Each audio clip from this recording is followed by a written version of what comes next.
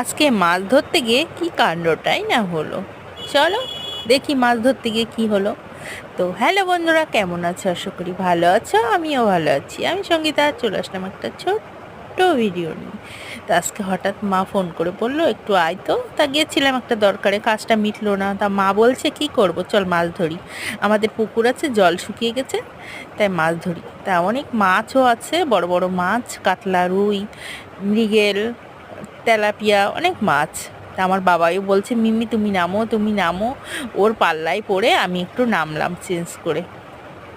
দেখো কাদা, প্রচণ্ড কাদা, তাই কাপড়টা তুলে নিচ্ছিলাম। তো কাদা শেষ পরে কাপড়টা রক্ষা হলো না, মাছ ধরতে গিয়ে শুয়েই পড়েছি, মাছের ওপরে বসে পড়েছি।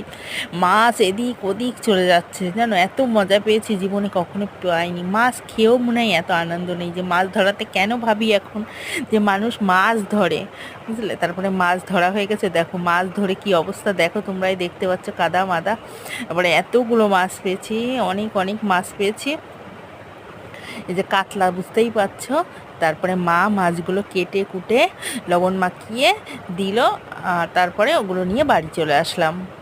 তা মাছ ধরার যে এত আনন্দ, সত্যি সত্যি সে ছোটোবেলায় ধরেছি, কিন্তু বড় হয়ে যে এত উপভোগ করলাম বুঝতেই পারতাম না। আর আমার বাবাই তো খুব খুব খুব খুশি। তারপরে বাড়ি চলে আসলাম। আমার বাবাই বলছে মিমি বাড়ি যেও না, তোর মনটা খারাপ হয়ে গেল। তারপর বাড়ি চলে আসলাম। তোমাদের যদি ভিডিওটা ভালো লাগে সাবস্ক্রাইব করতে ভুলো না।